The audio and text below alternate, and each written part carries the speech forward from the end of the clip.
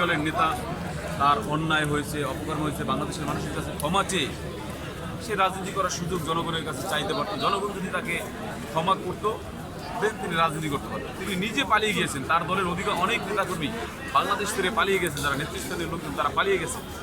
সুতরাং তার যে এই যে নির্দেশনা, সারাদিন মানুষের সাথে মোবাইল ফোনে কথা বলা, এতে আসলে দেশের মানুষের কিছু দায় আসে না। নেতাকর্মীরাও দিয়ে কোনো কিছু করতে পারবে না। হয়তো অনেকে দেখতেছি যে শেখ হাসিনার এই নির্দেশনার ফলে কেউ বোরখা পরে রাতের আধারে বা ভোর রাতে সকালবেলা কেউ চোরাগোপ্তা মিছিল করে 7 জন 8 জন মিলে। এটা দিয়ে আসলে কোনো মানুষের সরকার বিরোধী কোনো কিছু করা বা জনমত গঠন করে তোলা এটা সম্ভব নয়। এটা এক ধরনের দিবা স্বপ্ন শেখ হাসিনার, যে বাংলাদেশে তিনি ফেরত আসবেন অথবা তার নেতাকর্মীরা সংগঠিত হয়ে রাজপথে নেমে আসবে। এই ধরনের চোরাগোপ্তা হামলা দিয়ে রাজপথ দখলেও নেওয়া যায় না, রাজপথে নেমে আসাও যায় না। আর শেখ হাসিনারা কখনোই সংকটের সময় রাজপথে ছিল না, তিনি সবসময় পালিয়ে গেছেন, এখনও পালিয়ে গিয়েছেন, তিনি আর ফেরত আসবেন না। অনেকেই বলে যে আপা আর ফেরত আসবেন না। ফ্যাসিস্ট হাসিনার ফেরত আসার সুযোগ নাই, কারণ বাংলাদেশের মানুষের উপর তিনি যে পরিমাণ নির্যাতন করেছে, জুলাই আগস্টে যে গণহত্যা চালিয়েছে, সেই গণহত্যার বিচারের দাবিতে বাংলাদেশের মানুষ কিন্তু ফুঁসে আছে। মানুষ চায় শেখ হাসিনা ফিরে আসুক এবং অবিলম্বে তার ফাঁসির রায় কার্যকর করা হোক।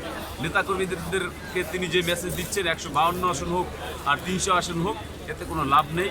তার এই বক্তব্যের কোনো ইম্প্যাক্ট জনমানুষের মধ্যে নেই, কারণ তিনি পলাতক, তিনি ফ্যাসিস্ট, তিনি খুনি, তিনি গণতন্ত্র হত্যাকারী।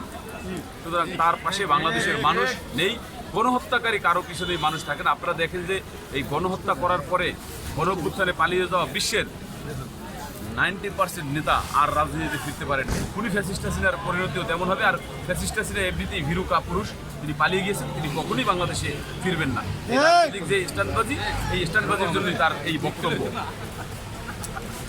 শুধু দর্শক, গুড়ি গুড়ি বৃষ্টি হচ্ছে।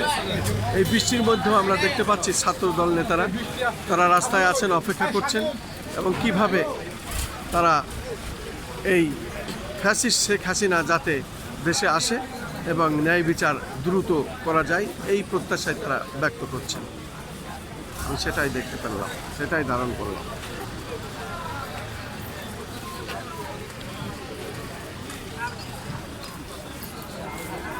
আমরা এখন বৃষ্টির মধ্যে ঢাকা মেডিকেল কলেজ হাসপাতাল।